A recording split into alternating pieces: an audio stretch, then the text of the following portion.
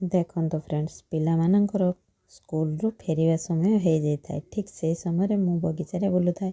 ମାମୁନା ଆସି ମୋ ପାଖକୁ ଆସିଲା, ଆଉ ମା ଝିଅ ଆମେ ଟିକେ ଏମିତି ମଜାମସ୍ତି କଲା ଟାଇମ୍ରେ ମୋର ତା ମଥା ଉପରେ ନଜର ପଡ଼ିଲା। ତ ଦେଖେ ତ ତାର କ୍ଲିପ୍ଟି ଭାଙ୍ଗି ଯାଇଛି। ତ ମୁଁ ତାକୁ ବହୁତ ଭଲ ଭାବରେ କ୍ଲିପ୍ଟି ଖୋଲିକି ତାର ଲଗେଇଦେଲି। ଲଗେଇ ଦେଇ ସାରିଲା ପରେ ସେ ପୁରା ମାନେ ସରପ୍ରାଇଜ୍ ହେଲା ଭଳିଆ ହେଲା।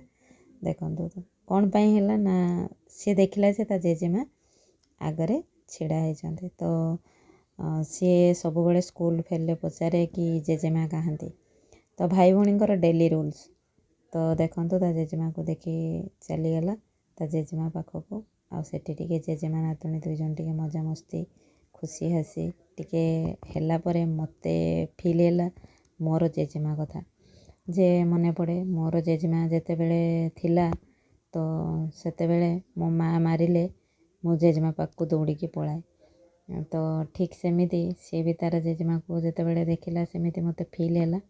ଜେଜେମା ତ ମାନେ ଜେଜେମା ଯାହାର ଅଛି ସିଏ ହିଁ ଜାଣିଛି।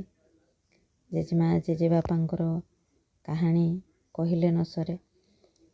ତ ଦେଖନ୍ତୁ ମାମୁନା ଆଉ ତା ଜେଜେମା ଦୁଇ ଜଣ ତାଙ୍କର ଟିକେ ମଜାମସ୍ତି କଲେ।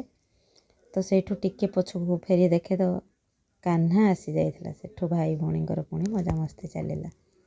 ଦେଖନ୍ତୁ ବହୁତ କମେଡ଼ିଆନ୍ ଏ ଭାଇ ଭଉଣୀ ଦୁଇ ଜଣ।